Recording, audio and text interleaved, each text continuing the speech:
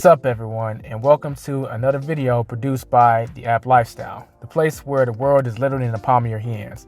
And in this video, we're going to be talking about 5 tips that you can use to become a better delivery driver. Now y'all know for the most part I really only cover Ubereats, but these tips are universal to being a delivery driver in general. So you can use them for Ubereats, Grubhub, DoorDash, Postmates. As long as it's a delivery app, this is going to benefit you. And stick around to the end of the video because I'll actually be sharing an extra tip. So this is actually 6 tips on how you can go get that paper when it comes to this delivery game.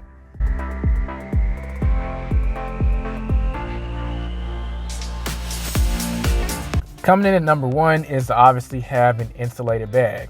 Now, regardless if a company decides to give you a bag or you need to go out and get one, you need to have one because it's an expectation nowadays in terms of customers. They just expect you to have it. If you don't, you are probably not going to get tipped and your rating may actually take a ding. Now, I recommend you get a neutral bag. By neutral, I mean it doesn't have any markings on it. It's just a black bag or white bag or whatever, but it is simply a bag. I don't recommend just because one company sent you a bag, you use it to deliver for other companies, because a lot of y'all really love this independent contractor thing, but keeping it 100, when you do contracting work, it's not the company's responsibility to supply you with certain tools. If they do so, it's just at their discretion. And it actually is against these companies' policies to do any type of advertising directly for their competitors. And when you show up using some other company's bag, guess what it can be seen as? You do what you want. I don't recommend it. I always recommend just getting a neutral bag and using that. That way, if you do multiple delivery services, you can just use that one universal bag that just covers the whole thing. If you do need a bag, I recommend that you take a look at the App Lifestyle. There's an article titled The 7 Most Useful Uber Eats Items, where I cover all the items that are good to have for Uber Eats and likewise delivery in general. But it does have a host of bags that you can order off Amazon. While we're on the subjects of bags, the number 2 tip is actually make sure the customer sees the bag. It's one thing to have a bag and it's keeping people's food warm or cold, whatever temperature it's supposed to be. But I've seen some drivers actually just leave the bag in the car. Then they take it up to the person's house and they give them the food. Yeah, it's still hot, but the customer didn't actually see the bag. So in their mind, you might not even have a bag. So it's kind of defeating the purpose of even using it. So make sure the customer sees the bag. Take the bag with you, pull the food out, give it to them. They saw you had a bag. They're going to appreciate it. And nowadays, even expect it. And you'll just be that much more likely to receive a tip. Tip number 3 is address appropriately. I cannot stress this enough. I have been ordering from Uber Eats as a customer for a good while, like probably about 3 years. Order probably once every 2 weeks. And some people, they literally look like bums off the street. I'm not exaggerating. So please dress appropriately. It can affect your tips, but if anything, it just gives you a level of professionalism, but it will affect your income for the positive if you are dressed appropriately. That doesn't mean you need to go get a suit and a tie or a tux or anything like that, but just something modernly classy or modernly casual fits the bill. Tip number 4, use Waze as a navigation. Now, Waze is a navigation app which you can use to navigate around your city.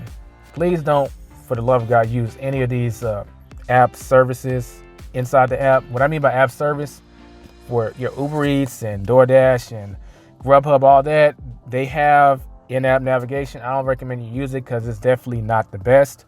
But that aside from the actual navigation, Waze actually has a lot of advantages that other apps simply don't have. You can use Waze to actually set hotspots in your app and save it so that anytime you finish with a delivery, you'll wait for maybe a minute or two if nothing comes through. You just press a few buttons in your Waze app and then you can start heading towards the closest hotspot. And you can set your hotspots based on each app if you wanted to. So you can set one for Uber Eats, one for DoorDash, or etc. if you do the multi-app thing. Or you can just set hotspots based on all the apps. You notice that when you sit on this one place, all the apps seem to get real busy. So you just say that as a general hotspot, then you head there when you finish deliveries. Real easy. And if you want more information specifically on the Waze app in that regard, you want to check out part 3 and part 4 of my free Uber Eats course, which you can You can check out the link in the description, or you can check out the card in the top right-hand corner right now. Number 5, have messages saved in your phone based on different scenarios.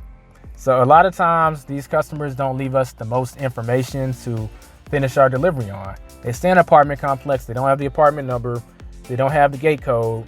Let's say you just get lost in terms of directions, don't know where to park. All these just add more time to every delivery, which cuts into your bottom line. So each time you encounter a scenario like this, you need to type in your notes section or wherever you want to save text messages in your phone what that situation is. Come up with a standard text message to send out ahead of time. That way you can get that information before you even get to the customer. So I'll give a real life example of this. Let's say I pick up the food at a restaurant, slide, and I know that this delivery is going to an apartment complex and they didn't leave any information. What I do, I have a standard text message, which I just pull out of my clipboard and I text to the customer, hey, my name is Elijah, I'm your Ubereats driver. I see you're in the apartment complex. Can you send me the gate code, apartment number, and any directions which you deem would be helpful for me to get your food to you fast? Guess what? It's in their best interest to send that info, since one, you're not going to be quote unquote bothering them when it comes to calling them up and you're at the gate having to wait for them to answer the phone. And number 2, you get your food to them. You get their food to them faster. Who doesn't want that? So just have those messages saved in your phone. Send them out as soon as you leave the restaurant if you think you're going to encounter one of those scenarios where it's going to take a while because you don't have enough information. And if all else fails, don't hesitate to call these customers. These apps do the most that they can do to make sure this is as smooth as possible, but sometimes you just got to call them. Then I answer the text message, call them, don't be afraid to do it. If they don't like it, they can just leave the information in the app for the next driver. And number 6, which is the bonus tip, is use these apps, customer apps. And honestly, you should try ordering as a customer yourself so you can just see the experience from the other side. But at the very least, use these customer apps. A lot of times these apps have a wealth of information for us drivers if we just turn them on. Take Ubereats for instance. If you pull up Ubereats, it shows what restaurants are running what promotions at what time. Take Ubereats for instance. You pull up the customer app, they show what is the price range for each restaurant. They rate them in terms of dollar signs. So $2 signs, $1 sign. Well, the ones that have $2 signs by default is going to be higher tips if a person tips because Ubereats works on a percentage-based system. So that's good information to know if you get a ping from that restaurant. Another tip is you can see what restaurants are running what promotions. A lot of times restaurants are running some type of promotion where there's no delivery fee. So customers may be more likely to order that food in that window of time. So if you know that, maybe you should head to a hotspot which is closer to those restaurants, since you're probably going to get more orders in that particular instance. Another thing to keep note of, I guess you could call this tip number 7, I'm giving you another bonus tip, is to think like these customers. So when are they hungry?